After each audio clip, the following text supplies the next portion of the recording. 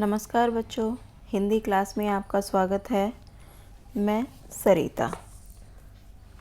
आज हम अपनी कक्षा 12वीं में पढ़ेंगे असगर वजाहत द्वारा लिखित लघु कथा शेर। असगर वजाहत जी के बारे में पहले हम थोड़ा सा जान लेते हैं। असगर वजाहत जी का जन्म फतेहपुर उत्तर प्रदेश में हुआ था और इन्होंने अपनी प्रारंभिक शिक्षा फतेहपुर में ही पूरी करी। उसके बाद इन्होंने अलीगढ़ यूनिवर्सिटी से अपनी विश्वविद्यालय स्तर की पढ़ाई पूरी की। उसके बाद 1955-56 से ही असगर वजाहत जी जो है लेखन कार्य में शामिल हो गए थे।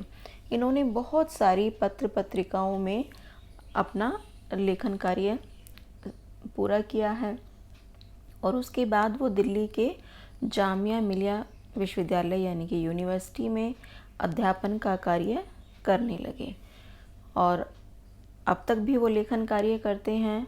उन्होंने बहुत सारे कहानियाँ, उपन्यास, नाटक और लघु कथा तो लिखी ही हैं, साथ ही साथ उन्होंने फिल्मों और धारावाहिक यानी कि सीरियलों के लिए भी उन्होंने कहानियाँ, स्क्रिप्ट लिखी हैं।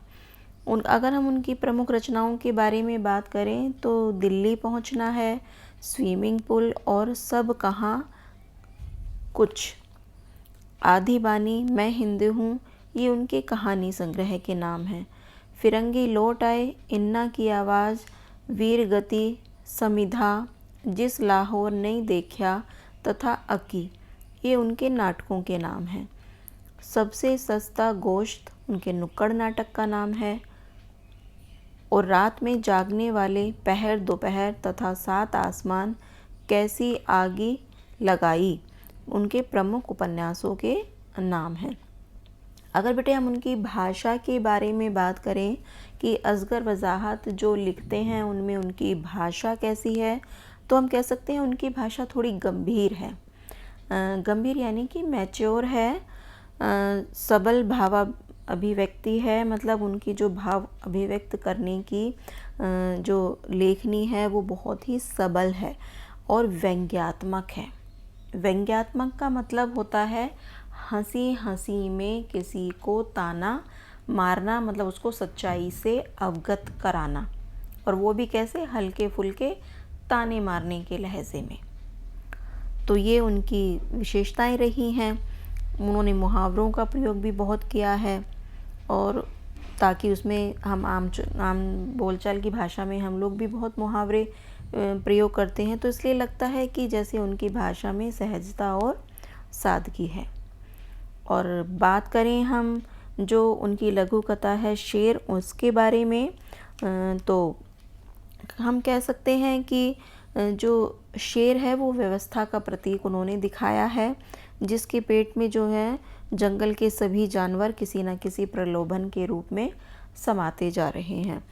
ऊपर से देखने में तो जो ये शेर है वो अहिंसावादी लगता है, न्यायप्रिय लगता है और बुद्ध का अवतार लगता है, पर लेकिन उसके अंदर क्या है और वह लोगों को क्यों परेशान कर रहा है वो तब पता चलता है जब कोई उसका विरोध करता है।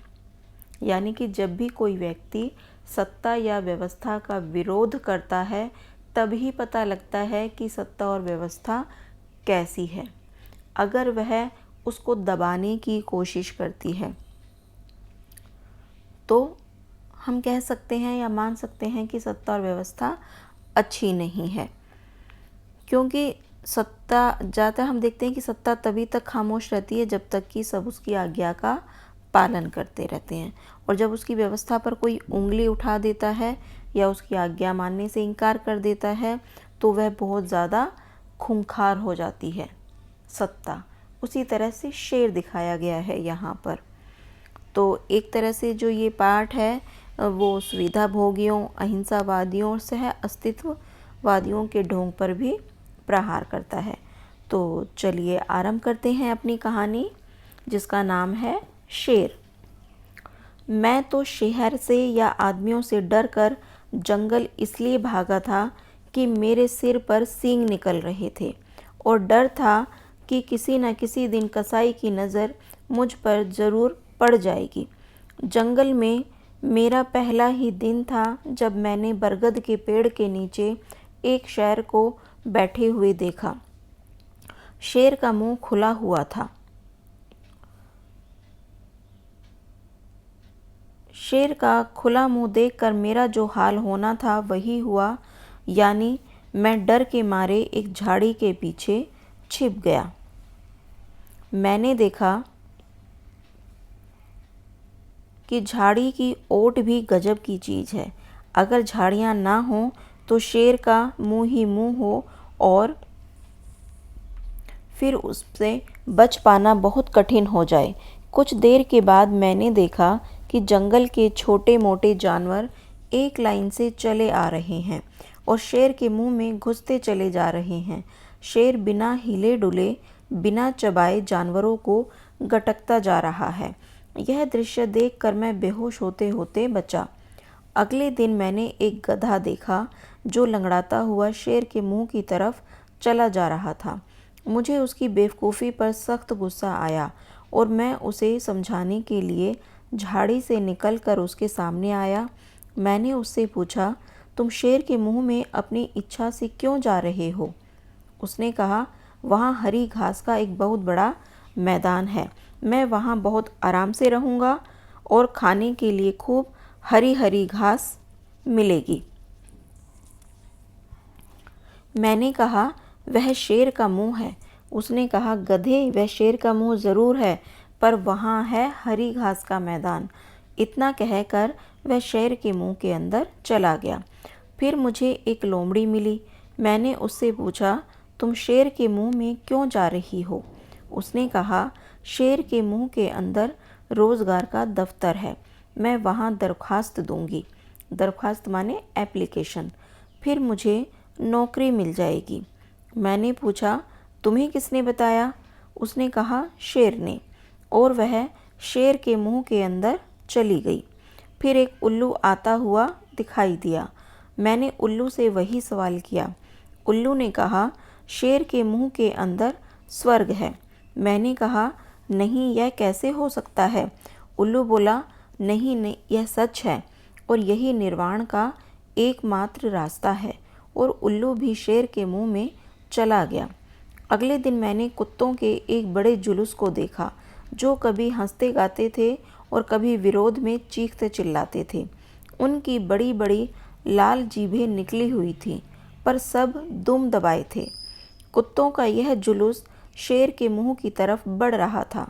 मैंने चीख कर कुत्तों को रोकना चाहा, पर वे नहीं रुके और उन्होंने मेरी बात अनसुनी कर दी। वे सीधे शेर के मुंह में चले गए। कुछ दिनों बाद मैंने सुना कि शेर अहिंसा और सह अस्तित्ववाद का बड़ा ज़बरदस्त समर्थक है, इसलिए जंगली जानवरों का शिकार नहीं करता। मैं सोचने लगा, शायद शेर के पेट में वे सारी चीज़ें हैं जिनके लिए लोग वहाँ जाते हैं, और मैं भी एक दिन शेर के पास गया। शेर आंखें बंद किए पड़ा था और उसका स्टाफ ऑफिस का काम निपटा रहा था। मैंने वहाँ पूछा, क्या यह सच है कि शेर साहब के पेट के अंदर रोज़गार का दफ्तर है? बताया गया कि यह सच है। मैंने पूछा, कैसे? बताया गया, सब ऐसा ही मानते हैं। मैंने पूछा, क्यों, क्या प्रमाण है? बताया गया, प्रमाण से अधिक महत्वपूर्ण है विश्वास। मैंने कहा, और यह बाहर जो रोज़गार का दफ्तर है? बताया गया, मिथ्या है। मैंने कहा, तुम लोग मुझे उल्लू नहीं बना सकते। वह शेर का मुंह है। शेर के मुंह और रोज़गार के दफ्तर का अंतर मुझे मालूम है। मैं इसमें नहीं जाऊंगा।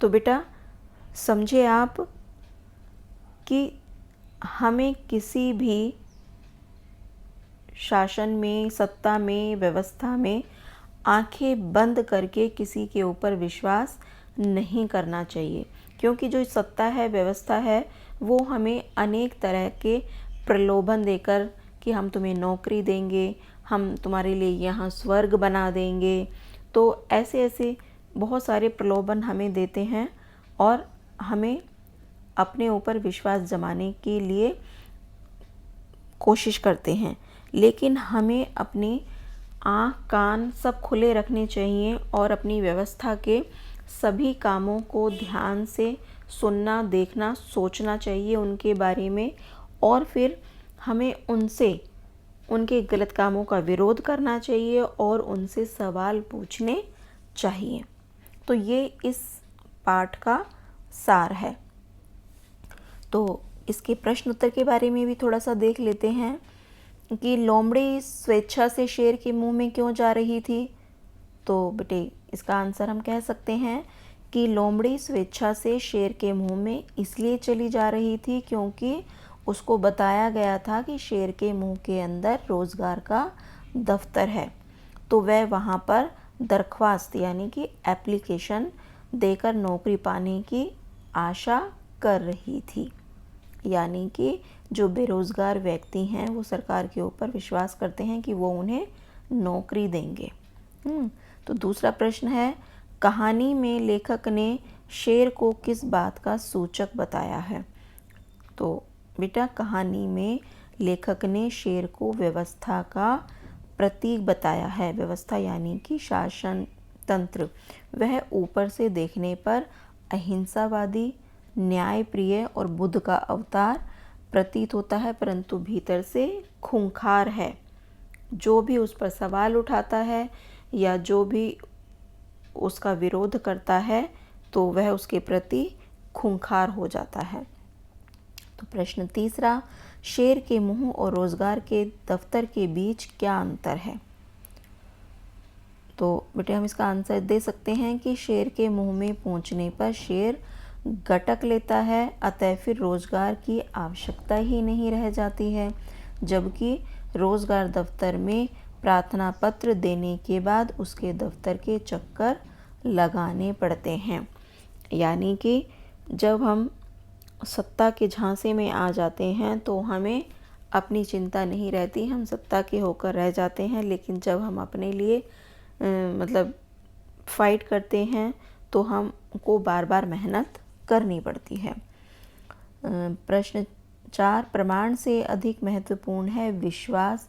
कहानी के आधार पर टिप्पणी कीजिए। तो प्रमाण से अधिक महत्वपूर्ण विश्वास है क्योंकि इस कहानी के सभी पात्र जो हैं वो शेर के मुंह में रोजगार दफ्तर होने का प्रमाण नहीं मांगते, बस केवल विश्वास करते हैं, अंधा विश्वास, और उसके मुंह में स्वयं ही चले जाते हैं।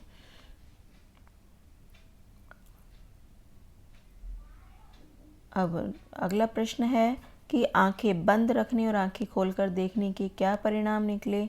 तो हम कह सकते हैं कि आंखें बंद करने से काम पहले की तुलना में अधिक और अच्छा होने लगता है ना, और आंखें खोलने से लोग एक दूसरे को नहीं देख पाते हैं। तो ये पाठ बेटे हमारा यहीं समाप्त होता है। अगला पाठ लेकर जल्द ही आएंगे आपके पास। धन्यवाद।